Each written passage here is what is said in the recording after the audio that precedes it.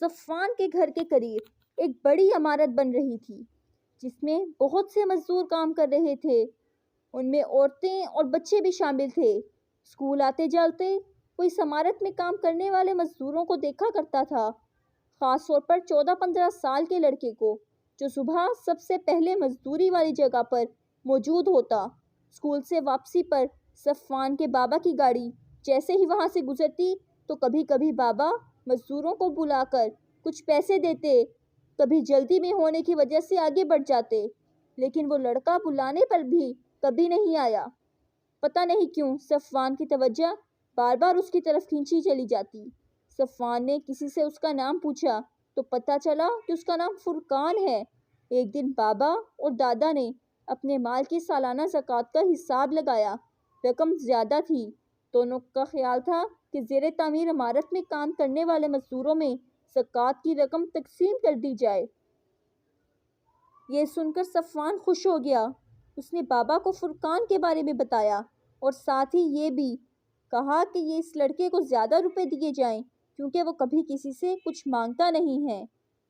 دوسرے دن جب وہ وہاں پہنچے تو صفوان نے دور سے فرقان کی طرف اشارہ کرتے ہوئے بتایا، یہی ہے وہ لڑکا۔ اس وقت فرقان سیمٹ بجری سے بھری پراد سر پر رکھ کر دوسرے مزدور تک پہنچا رہا تھا۔ بابا کے بلانے پر وہ آ گیا۔ بابا نے اس کی طرف کچھ نوٹ بڑھائے اور کہا، لے لو، یہ تمہارے لیے ہیں۔ اس نے نوٹوں کی طرف ہاتھ نہیں بڑھایا تھا اور حیرانی سے پوچھنے لگا، مگر کیوں؟ بابا نے کہا، یہ زکوٰۃ کی رقم ہے۔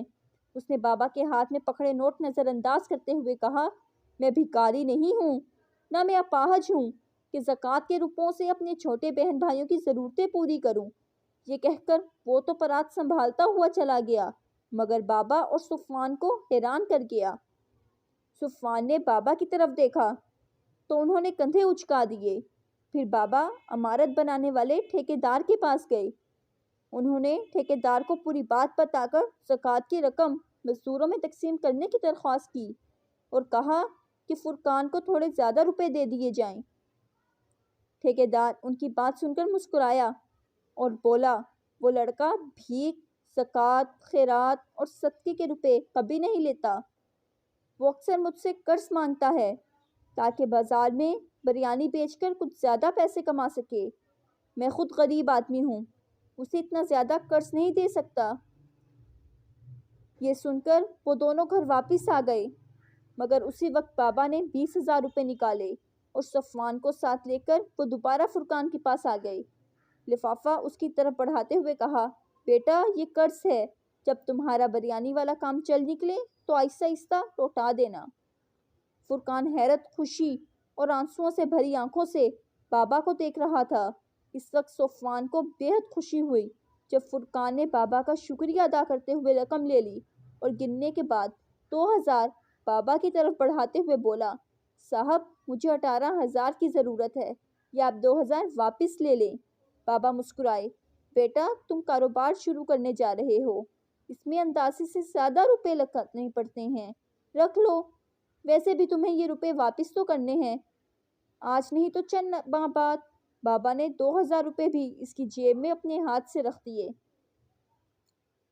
سب واپس آ گئے۔ اس کے بعد فرقان اس عمارت میں دوسرے مزدوروں کے ساتھ نظر نہیں آیا۔ تقریباً 2 ماہ بعد صفوان کسی کام سے بازار گیا تو وہاں فرقان کو ایک جگہ بریانی کی 2 دیگوں کے ساتھ بیٹھا دیکھ کر اسے بے حد افسوس ہوا کہ 2 دیگیں روزانہ بیچ کر بھی وہ قرض واپس نہیں کر رہا۔ گھر آ کر اس نے بات بابا سے بھی کہہ دی۔ وہ مسکرا کر بولے، فرقان یقیناً کوئی دوسری اہم ضرورت ہوگی جب بھی اس نے قرض واپس نہیں کیا، ورنہ وہ ایسا لڑکا نہیں۔ یہ سن کر صفوان خاموش ہو گیا۔ چوتھے مہینے فرقان 7,000 روپے لے کر آیا اور بابا کا ایک بار پھر شکریہ ادا کرتے ہوئے کہنے لگا، صاحب میں تو پڑھ لکھ نہیں سکا مگر اپنے بہن بھائیوں کو پڑھانا چاہتا ہوں تاکہ وہ بڑے آدمی اور اچھے انسان بن سکیں۔ اسکول میں داخلے کی تاریخ آ گئی تھی، اس لیے آپ کا قرض لوٹانے سے پہلے میں نے جمع کی ہوئی رقم سے بہن بھائیوں کی اسکول کی فیس جمع کرا دی، اسی لیے آپ کا قرض لوٹانے میں بھی تاخیر ہو گئی۔ آپ کو برا تو نہیں لگا؟ بابا نے اس کی طرف چائے کا کپ بڑھاتے ہوئے کہا، برا ضرور لگتا اگر تم اپنے بہن بھائیوں کا اسکول میں داخلہ روک کر میرا قرض واپس کرتے۔ ایک دن صفوان اور اس کے بابا بازار سے گزر رہے تھے کہ صفوان نے بابا کو بتایا، بابا دیکھیں، فرقان کے پاس 2 کی بجائے 1 ہی دیگ ہے، دوسری کہاں گئی؟ بابا نے یہ سن کر گاڑی سڑک کے کنارے کھڑی کی اور فرقان کے پاس آئے۔ وہ انہیں دیکھ کر کھڑا ہو گیا، کرسی پر بٹھایا اور بریانی کی پلیٹ پیش کی۔